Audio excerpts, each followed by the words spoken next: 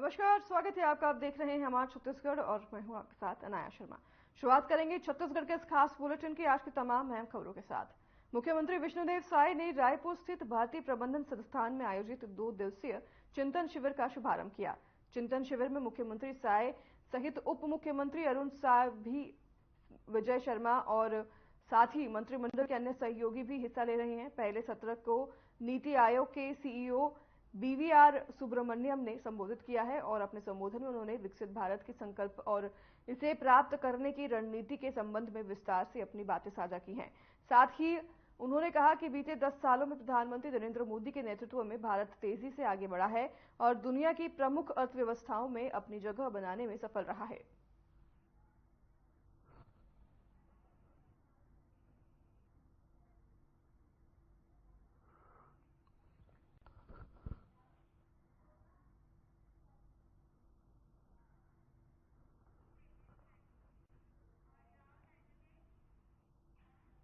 विश्व तंबाकू निषेध दिवस के अवसर पर डीपी विप्र महाविद्यालय के एनसीसी छात्रों ने कॉलेज प्रांगण से गांधी चौक तक जन जागरूकता रैली निकाली। रैली में एनसीसी कैडेट एवं शहरी मीतानीरों ने बड़े उत्साह के साथ भाग लिया।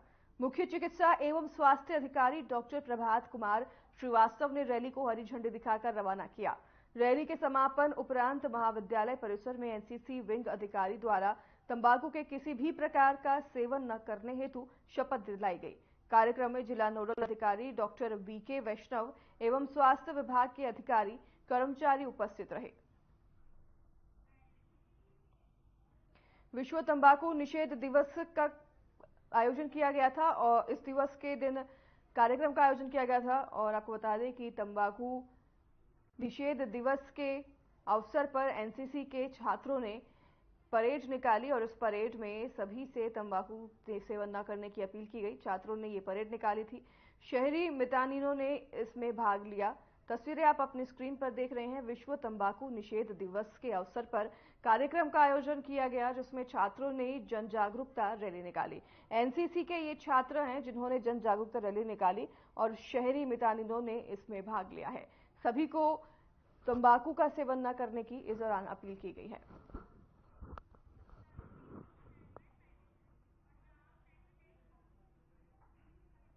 दुर्ग के ननकट्टी गांव में गहरीकरण के नाम पर मुरुम माफिया तालाब को मौत का कुआं बना रहे हैं, जिस पर ग्रामीणों का गुस्सा फूटा है और ग्रामीणों ने इसका विरोध किया है। आखिर क्या है ये पूरा मामला, देखिए इस रिपोर्ट में।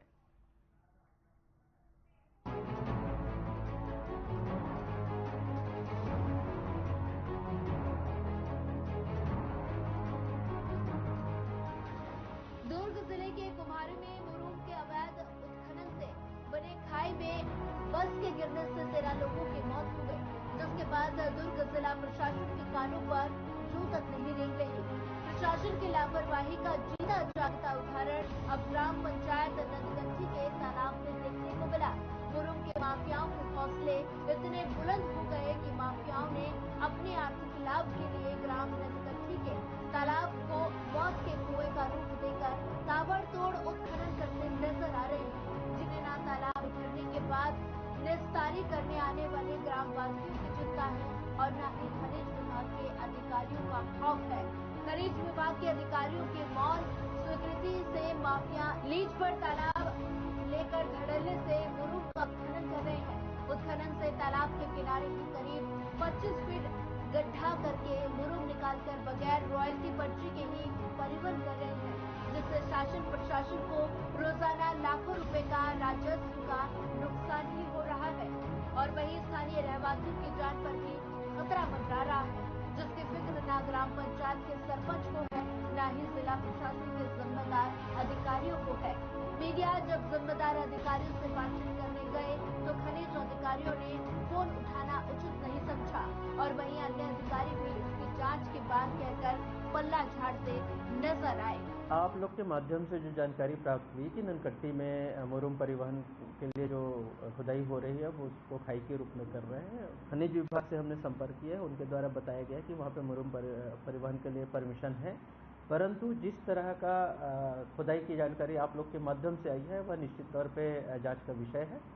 परिवहनकर्ता या विभाग जिस किसी की भी गलती से अगर कोई गलत खुदाई हो रही होगी तो उसकी जांच कराएंगे और विधि सम्मत कार्रवाई। मुरुम के अवैध उत्खनन से बने खाई में बस गिरने से 13 लोगों की मौत हो गई, लेकिन इसके बाद भी प्रशासन हाथ पर हाथ धरे बैठा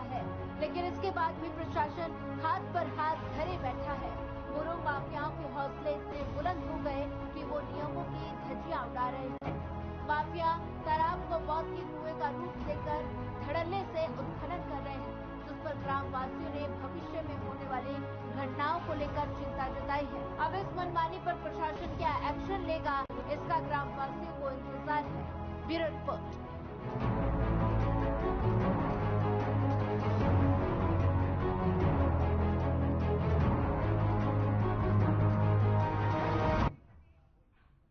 दुर्ग जिले के उतई नगर पंचायत क्षेत्र में शीतला तालाब गहरीकरण और सौंदर्यीकरण को लेकर चल रहा गतिरोध अब कुछ समय के लिए थम गया है।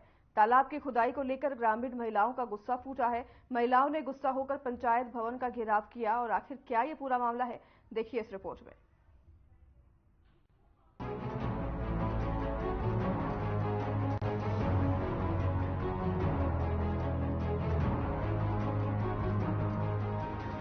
उतई नगर पंचायत के शीतला नगर में कुछ दिनों पहले तालाब की खुदाई बंद करने की मांग को लेकर प्रशासन को ज्ञापन सौंपने के बाद भी काम नहीं रोका गया तो महिलाएं सड़क पर उतर आई और नगर पंचायत के प्रशासनिक भवन का घेराव कर दिया। इतने पर भी जब अधिकारी नहीं माने तो महिलाएं पैदल मार्च करते हुए सीधे तालाब पहुंच गए। महिलाओं ने सीएमओ और अन्य अधिकारियों को खूब खरी खोटी सुनाई। महिलाओं का कहना है कि ना तो पार्षद है न ही अध्यक्ष, कोई उनकी बात सुन रहा है। शीतला तालाब की खुदाई खदान के रूप में तब्दील हो गई, जब फंड खत्म होने के कारण नगर पंचायत अध्यक्ष जितेंद्र हिरवानी और 15 वार्डों के पार्षद ने मिलकर भारतमाला रोड के ठेकेदार को तालाब खोदने की अनुमति दी। मैं गंगा बंजारी हूँ सर, इतना दुख तकलीफ पाने के बाद भी 6-7 महीना से हमारे पास का तालाब सूखा हुआ है, लेकिन उसमें पानी नहीं। हम लोग दुख झेल रहे हैं कि हमारे तालाब साफ सुथरा होंगे कर, लेकिन उसके बावजूद गंदे नाली का पानी आना चालू है और गहराई इतना कर दिया है कि खदान के टाइप का कर दिए है। उनमें बोलते हैं अध्यक्ष की खदान में कोई आदमी का मौत नहीं होता तो यहाँ कैसे होगा, लेकिन हम लोग का यह डर है कि इतना दुख पाने के बावजूद हमको और आगे दुख दिखाई दे रहे। हम लोग को फ्री में मौत का कुआं दिखाई दे रहा है। अध्यक्ष लोग हम लोग को फ्री में मौत का कुआं दे रहे हैं। अध्यक्ष का नाम क्या है? क्या जितेंद्र हिरवानी है। जितेंद्र हिरवानी है अध्यक्ष। न पार्षद लोग आ रहे हैं न मिलते हैं तो क्या बोलता है अध्यक्ष से? अध्यक्ष वही बोलते हैं हम लोग का सामना नहीं होता। 3-4 बार घेराव कर चुके हैं पंचायत में, लेकिन आते ही नहीं सामने। तालाब गहरीकरण के तौर पर तरीके से अनजान भारतमाला रोड के ठेकेदार ने तालाब को खदान के रूप में दे दिया था और इस खुदाई से भविष्य की दुर्घटनाओं से चिंतित ग्रामीणों ने इसका भरपूर विरोध किया, जिसका नतीजा ये रहा कि अधिकारियों ने ग्रामीणों के अनुसार तालाब को समतल करने की बात कही। Bureau report. इसका जो गहरीकरण का बहुत ज्यादा प्रस्ताव नहीं था उसमें, और ग्रामीणों का बहुत ज्यादा अपेक्षा था कि एक बार यदि पानी खाली हुआ है लगभग 15-17 साल बाद तो अच्छे से गहरीकरण हो। तो गहरीकरण का हमारे पास कोई फंड नहीं था। इसको फिर भारतमाला वालों से संपर्क किया गया और अध्यक्ष महोदय द्वारा फिर उस को थोड़ा बहुत खुदाई करवाया गया, लेकिन खुदाई करते समय भारतमाला वालों ने जहाँ से उनके हिसाब से जो मटेरियल लेना था वो उन्होंने अपना निकाला, कहीं ज़्यादा निकाल लिया, कहीं बिल्कुल नहीं निकाला। इसके कारण कहीं ज़्यादा गड्ढा दिख रहा है, कहीं थोड़ा। उनको बोल के लगभग बहुत सारी जगह करा भी लिया गया है। थोड़ा बहुत आज भी हम लोग जो महिलाएं आई थी उसको देखे हम लोग, जो उसको है उसको भी आज हम लोग ठीक करा लेंगे। तो अभी जिस प्रकार से विरोध किया गया महिलाओं के द्वारा, तो अभी नेक्स्ट क्या निर्णय लिया गया कि अभी हम लोग ये सोच रहे हैं कि उनसे बुला के जहाँ जहाँ महिलाओं का थोड़ा थोड़ा शिकायत था कि जहाँ हम लोग नहाते हैं वो जगह थोड़ा सा एक लेवल का शक्ल हो जाए, एकदम से जो गड्ढा है वो, तो हम उनको बुला के थोड़ा सा फिलिंग की स्थिति में ला के स्लोप दे देंगे ताकि उनकी समस्याएं खत्म हो जाएगी, फिर बाकी जो काम है चलता है। तो आपने इस रिपोर्ट में देखा कि ग्रामीणों ने तालाब की खुदाई का विरोध किया। तालाब के गहरीकरण और सौंदर्यीकरण का काम थमने से महिलाओं का गुस्सा फूटा है। ग्रामीण महिलाओं ने इसका विरोध करते हुए प्रशासनिक अधिकारियों को खरी खोटी सुनाई है। अब देखना होगा कि प्रशासन इस पर क्या एक्शन लेता है। Bureau report.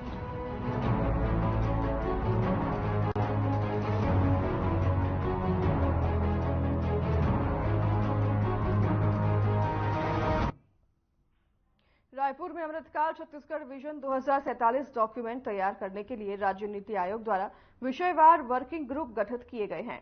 बता दें कि नवा रायपुर स्थित नीति भवन में सामाजिक समावेश विषय पर गठित कार्य समूह की प्रथम बैठक राज्य नीति आयोग के उपाध्यक्ष अजय सिंह की अध्यक्षता में संपन्न हुई है। बैठक में सामाजिक समावेशन पर संबंधित विभागों के अधिकारियों ने विस्तार से चर्चा की है। साथ ही सामाजिक समावेशन के लिए प्रमुख लक्ष्य, चुनौतियां और विभागीय विजन के संबंध में प्रस्तुतिकरण दिया गया। वहीं राज्य नीति आयोग के सदस्य डॉक्टर के सुब्रमण्यम ने राज्य नीति आयोग द्वारा अमृतकाल विजन 2047 विजन डॉक्यूमेंट तैयार करने के लिए गठित कार्य समूह के बारे में विस्तार से बताया। अमृतकाल छत्तीसगढ़ विजन 2047 के लिए ये बैठक की गई, जिसमें डॉक्यूमेंट तैयारी के लिए ग्रुप गठित किया गया। इस ग्रुप ने विस्तार से बिंदुओं पर चर्चा की। सामाजिक समावेशन विषय पर यह बैठक बुलाई गई थी, जिसमें विस्तार से सभी बिंदुओं पर चर्चा की गई है और अमृतकाल छत्तीसगढ़ विजन 2047 के विजन पर यह बैठक बुलाई गई थी। डॉक्यूमेंट तैयारी के लिए इस ग्रुप का गठन भी हुआ है और इस ग्रुप के गठित के बाद इस पर बैठक बुलाई गई। बैठक में चर्चा की गई है, तमाम विषयों पर चर्चा की गई है। अमृतकाल छत्तीसगढ़ विजन 2047 पर खासतौर पर इस बैठक में चर्चा की गई है।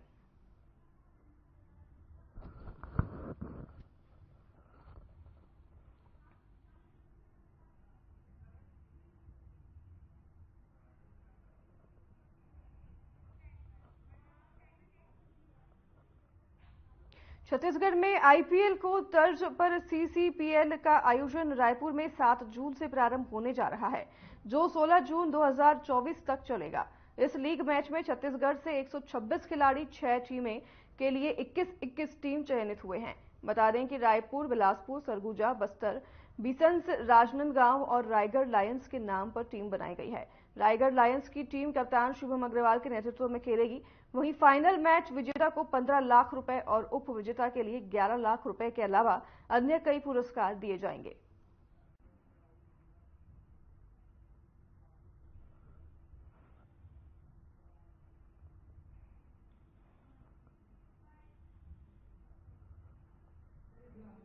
मतलब मैं थैंकफुल हूँ सीएससीएस में जो अपॉर्चुनिटी दी है, कैप्टनशिप की भी और रायगढ़ की भागदौड़ मुझे दी है, तो डेफिनेटली बहुत प्राउड मोमेंट है। और अपॉर्चुनिटी की बात करें तो डेफिनेटली जैसे कि सोनी स्पोर्ट्स, सोनी बहुत बड़ा नेटवर्क है, उसमें लाइव आ रहा है, तो सब प्लेयर्स के लिए बहुत बड़ी अपॉर्चुनिटी है अपना हुनर दिखाने के लिए। तो मेरे ख्याल से इससे बड़ा स्टेज मिल नहीं सकता। तो अगले साल आईपीएल में भी मेगा ऑप्शन होने वाला है, तो डेफिनेटली नए प्लेयर्स और छत्तीसगढ़ से देखने मिलेंगे।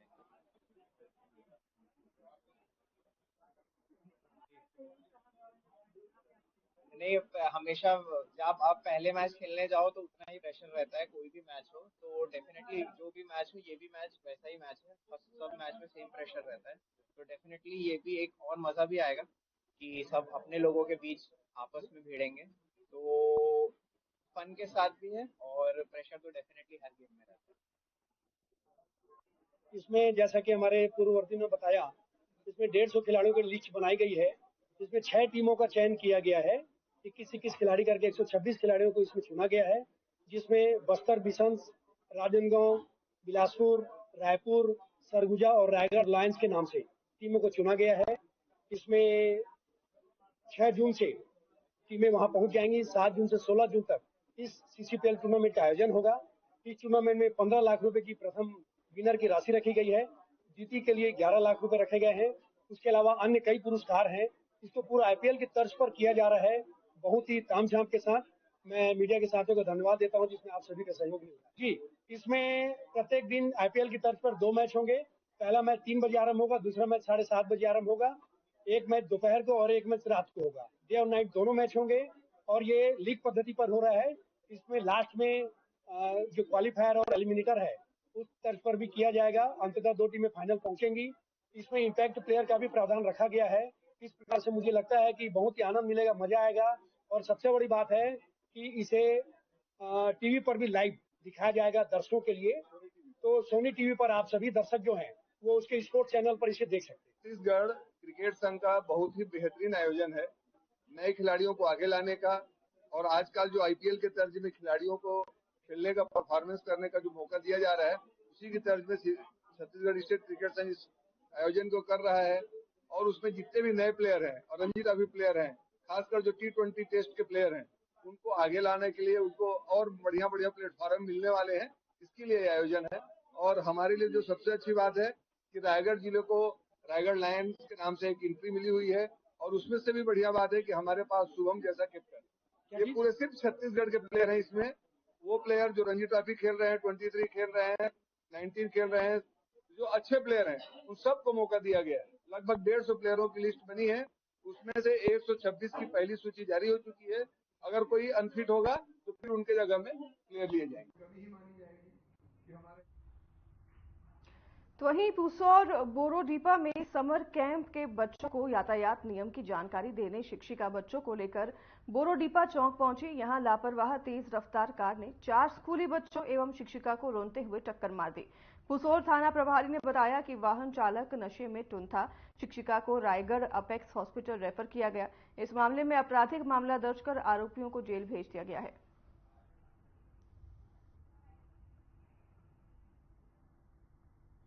सर बताएंगे, कल दुर्घटना घटी यहाँ।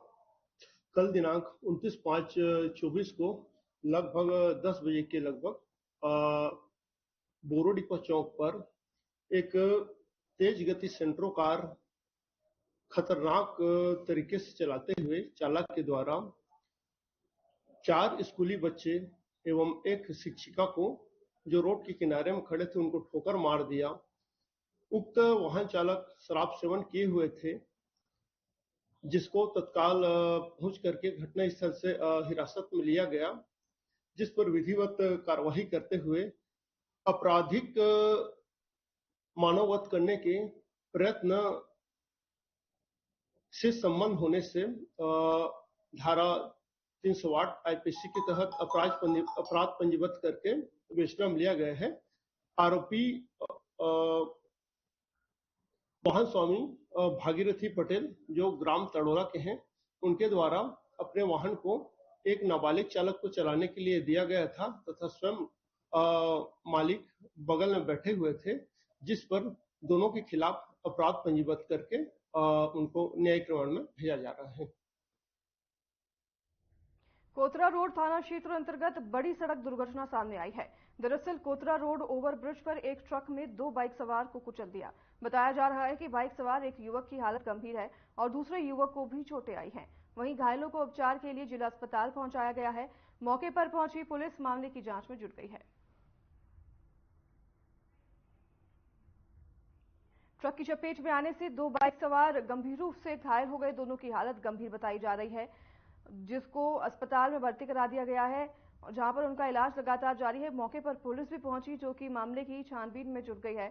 ट्रक के टक्कर लगने की वजह से ये दुर्घटना हुई और उसकी चपेट में 2 बाइक सवार की हालत गंभीर हो गई, जिन्हें अस्पताल पहुंचाया गया इलाज के लिए। लगातार जहां पर उनका इलाज जारी है और पुलिस भी मौके पर पहुंच गई थी। पुलिस ने मौके पर पहुंचकर त्वरित कार्रवाई शुरू कर दी है।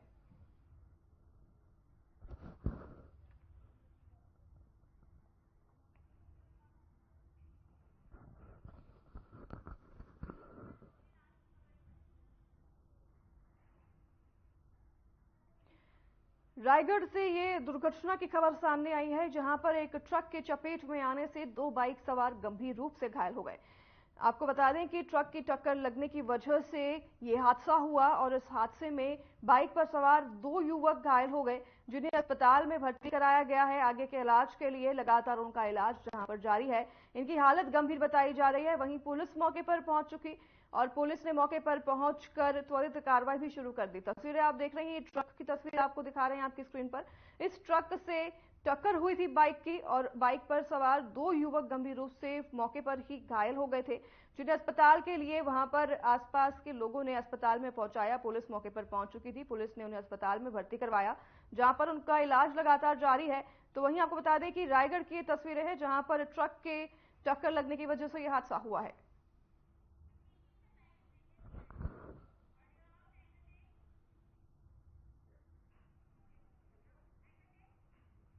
डॉक्टर्स को लोग भगवान का रूप मानते हैं। ऐसे में उनका भी ये धर्म होता है कि वो अपने की रक्षा के लिए काम करें, लेकिन कई डॉक्टर्स को तो बस पैसों से मतलब होता है। उनके लिए लोगों की जानों की कोई परवाह नहीं होती। ऐसा ही एक मामला भिलाई से सामने आया है, जहां डॉक्टर्स की लापरवाही से एक युवक की जान चली गई। क्या है ये पूरा मामला, देखिए इस रिपोर्ट में।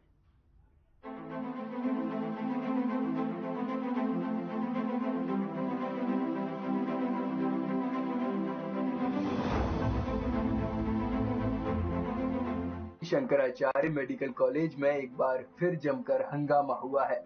बता दें कि इलाज के दौरान अस्पताल में एक युवक की मौत हो गई, जिसके बाद मृतक के परिजनों ने जमकर हंगामा किया। मृतक के परिजनों ने बताया कि उन्होंने पिछले दिनों ही महेश यादव को सीने में दर्द की शिकायत पर शंकराचार्य मेडिकल कॉलेज में भर्ती कराया था, जहां मरीज का पेसमेकर बदलने के दौरान उसकी मौत हो गई। परिजनों ने बताया कि उन्हें पेसमेकर बदलने के बाद हुई मौत की कोई सूचना नहीं दी गई थी और अचानक ही अस्पताल ने फोन करके बताया कि महेश यादव की मौत हो गई है। लेकिन इस पूरे मामले में अस्पताल प्रबंधन की ओर से किसी भी प्रकार का कोई बयान सामने नहीं आया है। वहीं परिजनों का कहना है कि मृतक युवक के पेसमेकर लगे 10 साल हो गए, लेकिन अभी तक कोई दिक्कत नहीं हुई थी। पेसमेकर में बैटरी चेंज करने से पहले डॉक्टर से पूछा गया था, लेकिन तब डॉक्टर ने कहा कि बैटरी चेंज करने में कोई दिक्कत नहीं होगी। इसके साथ ही परिजनों का आरोप है कि डॉक्टर्स ने उनसे कोई कंसल्ट फॉर्म साइन कराए बिना ही बैटरी चेंज कर दी। इसके बाद युवक की मौत हो गई।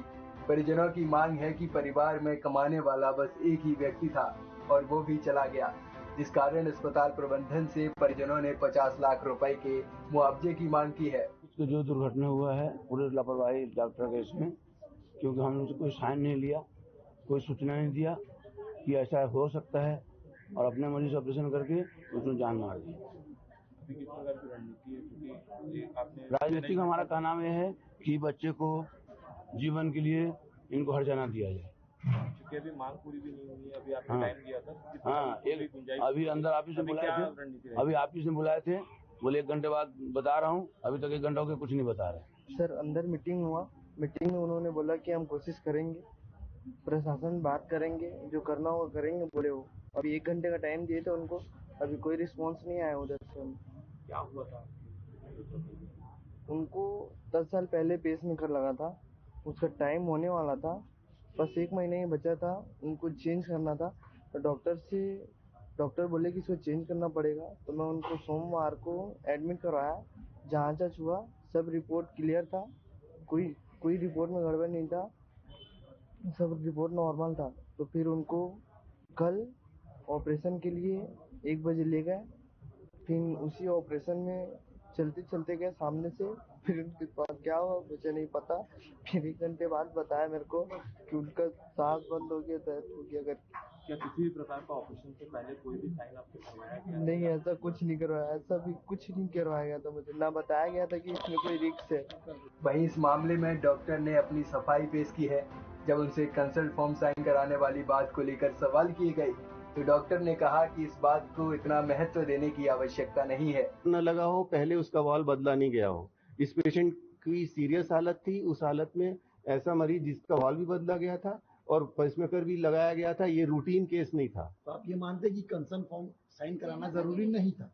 ऐसा मैं नहीं बोल रहा हूँ, ये बिल्कुल आवश्यक रूप से बोला गया है, लेकिन इस बात को इतना महत्व देने का मतलब नहीं है, क्योंकि इस मामले में ऐसा नहीं है कि हमने वेट किया, कुछ किया। पेशेंट जब सीरियस हुआ ना, बिना लाइसेंस गाड़ी चलाने वाली नहीं, बिल्कुल गलत सोच रहे हैं आप गाड़ी को मनुष्य से तुलना कर रहे हैं। फिलहाल मृतक के परिजनों ने जो आरोप लगाए हैं, उससे तो यही साफ होता है कि डॉक्टर्स ने अपनी मनमानी चलाई, जिससे युवक की जान चली गई। वहीं डॉक्टर्स अपना पलड़ा झाड़ते दिखाई दे रहे हैं। Bureau report.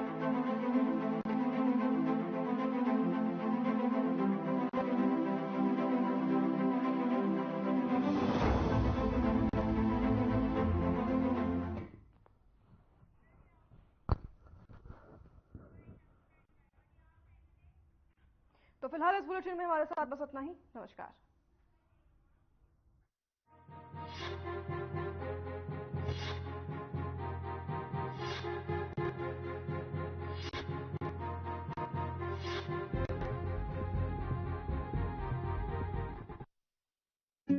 Hey mom, hey, look, I can download